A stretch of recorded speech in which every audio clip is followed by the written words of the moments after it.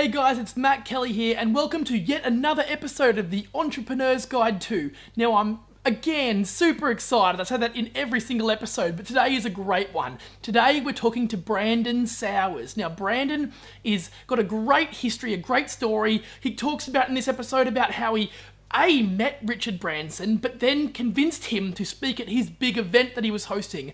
A cracker of a story for someone that was literally unproven at that stage and just worked his way through and built this amazing relationship. He talks about starting his own not-for-profit charity and then also going on and making some big impacts with a company called Sevenly. If you haven't heard of them, this is a great one. So people, hold on to your seats, get into it. This is a great episode. I'm looking forward to all the feedback on this one because I know it's going to be amazing. So get into it right now.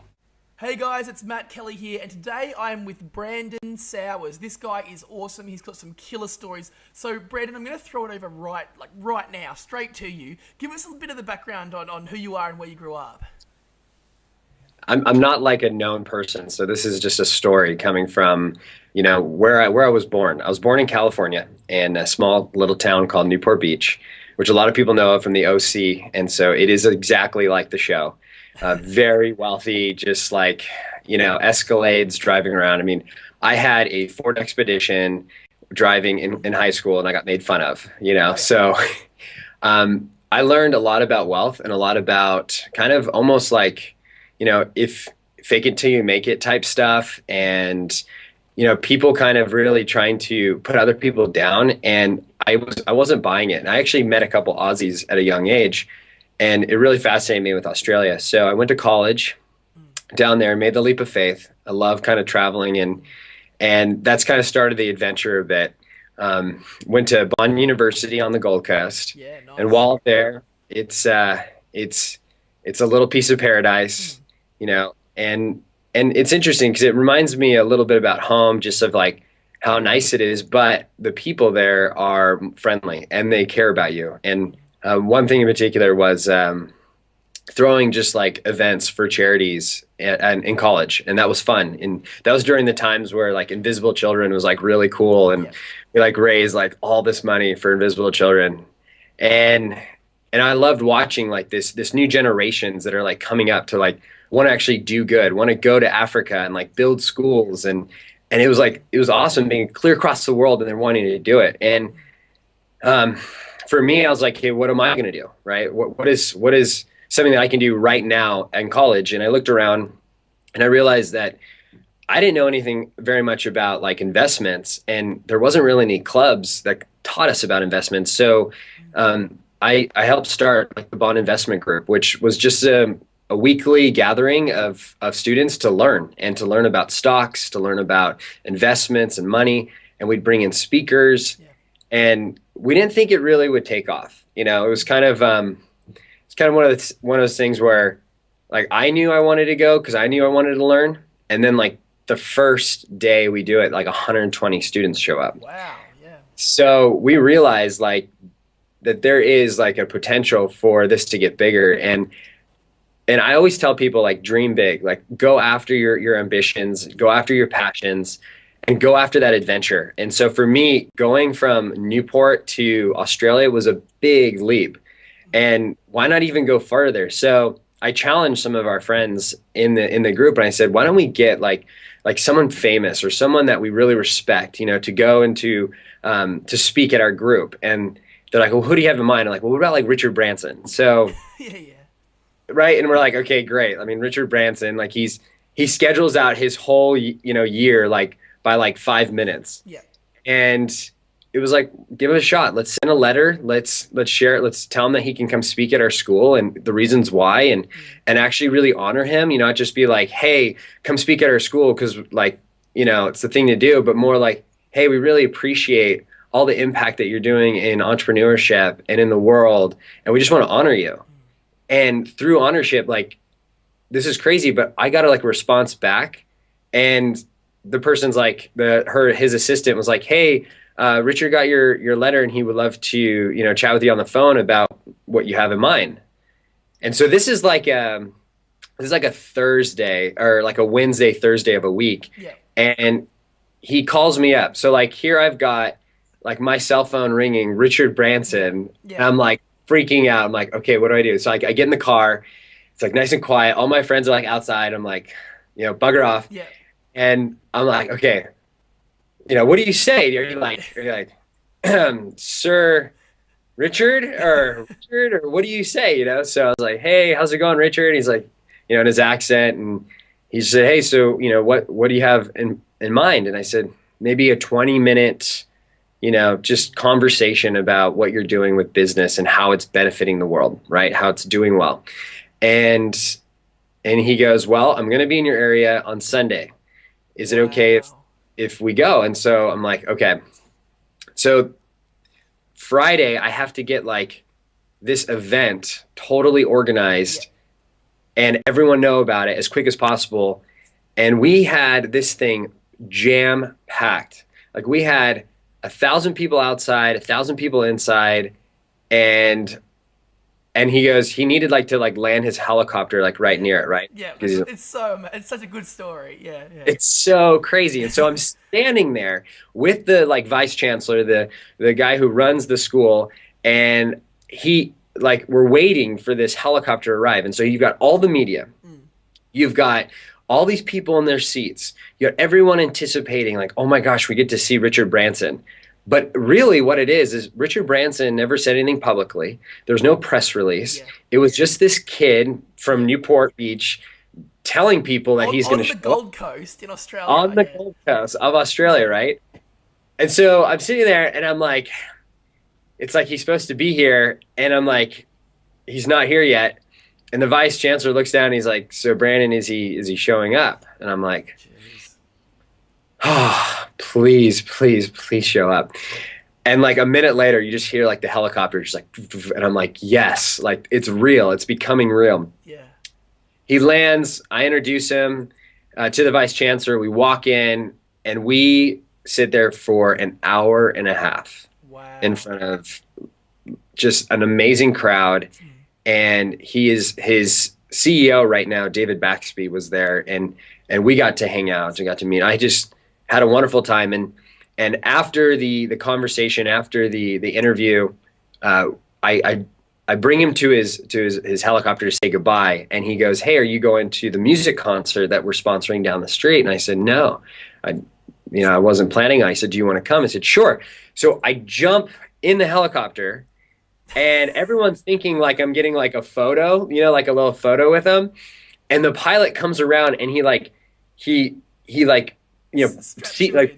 straps me in, and I could see everyone all at once go, "Oh my gosh." And I'm just like, oh yeah, that's what it's all about. It's all about thinking big, going after it, but it comes through honoring. So I love to that's my whole message is I mean, we'll get in a sec of where I work now. But man, if you honor the people before you, if you don't try to take, but you honor and you appreciate and you bring value, they're going to want to open up and they're going to want to honor you back and respect you back. So I got to spend the whole time all day with Richard Branson at a concert backstage, meeting all of these celebrities and people, and it could have just gone on forever. Yeah. And then I was on this huge high, right? I'm on this huge high, and I get a job offer at an investment company, and I worked there for a few years. And while working there, I didn't really feel this drive or this ability to kind of, think big and change the world, right? Yeah. So it's that whole thing. Everyone says take the leap of faith, just quit. You gotta first quit in order to do something, right? Yeah, sure. And I did, but it kind of sucked for a little bit. Yeah. Right? You're kind of okay, well, where's all the glamour now? It happened now. It hasn't happened yet. Yeah. What's going on? It hasn't happened yet. And you're just sitting there and you're okay, I quit my job. I have no clue what I'm going to do. I just hung out with Richard Branson. I was getting paid really well at this investment company. Where's this amazing glamour that everyone says you got to you got to go after your dream. And I want my dream now. Yeah. And it took, honestly, a year or two of the most amazing relationships and mentorships and hardships to really groom me into the person I'm in now. Yeah. So from there, I went from like high investment to spending 8 months with an older couple in New Zealand just learning about life. Mm. And I'm like, why am I here? Like, it's kind of like thing like, why am I? But to be honest, it like grounded me and it Yeah. taught me humility and it taught me family, it taught me friendship. And from there, I was dating a girl in California, and I went back to California, and we kind of made it more official, and we got engaged. And she had the same sort of issue too. She was actually running a lot of the social media for Sony, Wow. huge films, right? But every day she'd go there and she'd go, you know what? I don't feel like I matter. Like I don't feel like I'm leaving a legacy. I don't feel like I'm making a footprint. I don't feel like I feel like every day I'm making Lady Gaga that much more powerful, or the movie Saw like that much more, like famous. And you're like, but for me personally, like how am I helping people, achieve what they need to achieve, or like help people get out of you know, like their situations. You know what I'm saying? Yeah, and And I mean, these things should have been like textbook ideal jobs for by oh, anyone by anyone's standards. Like oh yeah. you're living the dream, high roller investment organization, doing what you do.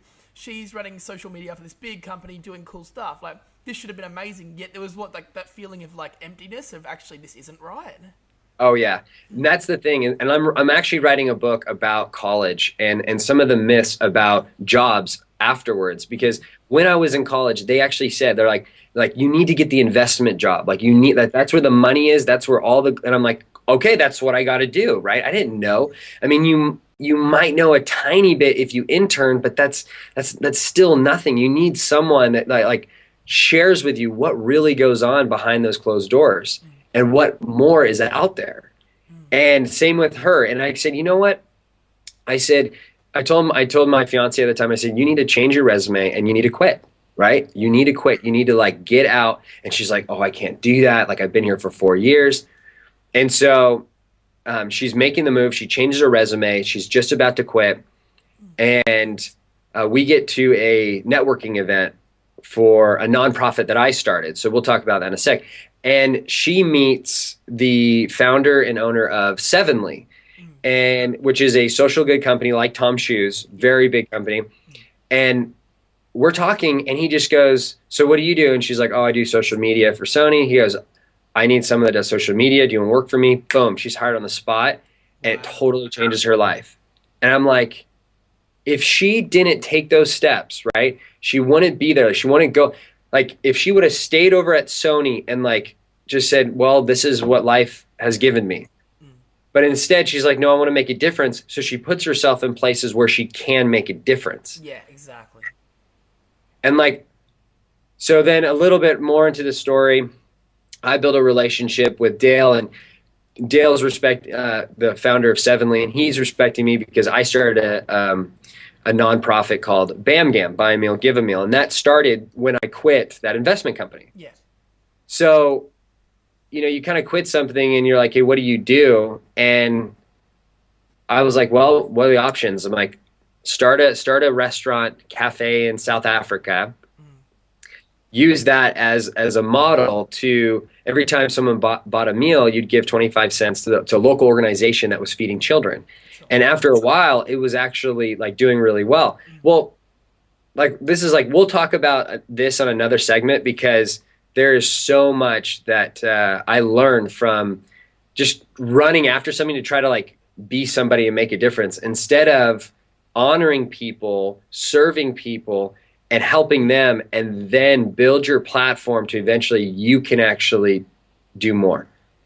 And that's what I was doing with Dale. I was building a friendship with the founder of Sevenly, and I was bringing value to him, and I was opening up doors for him and said, why don't you, I need to introduce you to this person. And what about, you come with us to Disneyland, and we just like have fun, and got to know him personally. And so he hires me, and now I run a huge department here at Sevenly that mentors nonprofits about social media. Like this is amazing story, right? Absolutely. And it all like is coming from this whole heart of serving and honoring and going after your dream, but like think big. Don't think small, think big, and use your passions, to get there. So, I'm kind of going to leave off with this just a little bit. It's like, you might not know what's out there, but you do know what's inside of you, right? You do know if you want to be greedy and you want to make a crap load of money and you want to make this world worse than what it was, there's a whole path that way. If you want to make money and change the world and making money in an ethical way, where when you buy things, it actually benefits someone else's life, right? It actually takes someone out of bondage, right? There's a whole nother path that way. And there's so many companies that have just exploded. It is blowing up right now, literally. It's blowing up. Yeah. Yeah, no, that's one of the most exciting things about this is it's so easy to find awesome charitable organizations who are actually trying to do things right now. And Tom's is one of the really famous ones that most of the people watching this will have heard of, which is the buy one give one model. And then so the whole BAM GAM method was to duplicate that story and do it with food. So we're actually going out and giving. Sure. So you end up at Sevenly. Let's talk more about what you're doing there, because there's a whole lot of really tactical activities that I've heard about from you guys, which is all around like crowdfunding money and the big time social media efforts. Talk through some of the specific tactics that you guys are implementing, the really interesting things that people can grab onto and make something out of.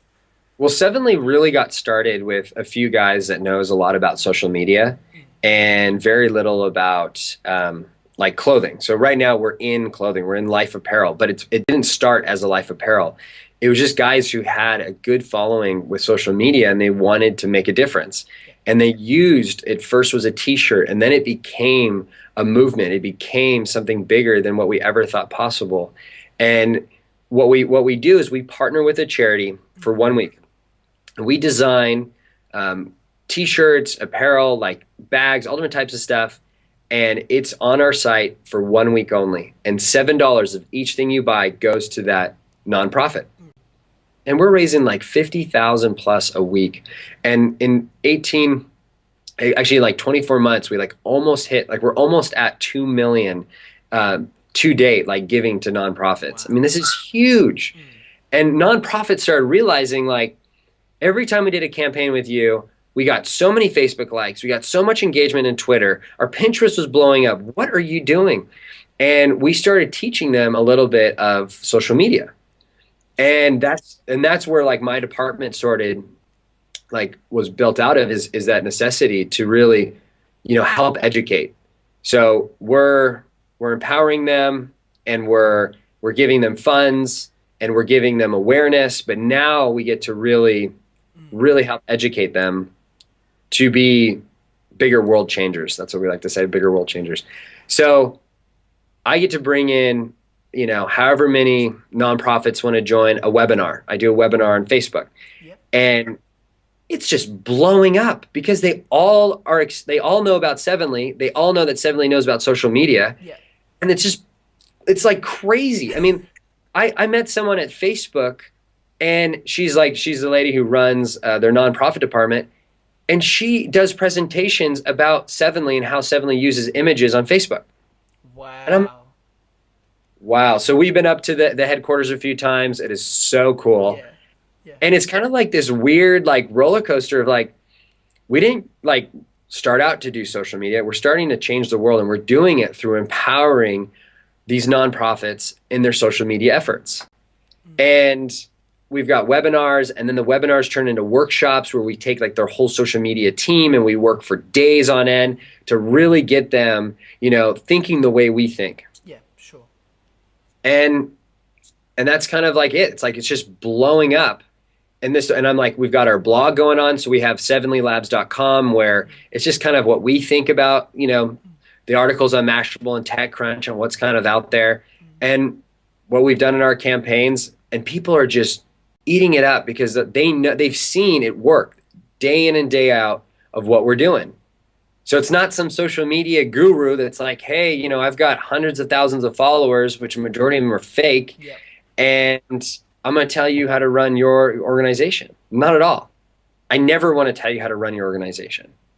I'd love to empower you on like how we think about how to engage into people, and then it's your content. Yeah, and It's what you.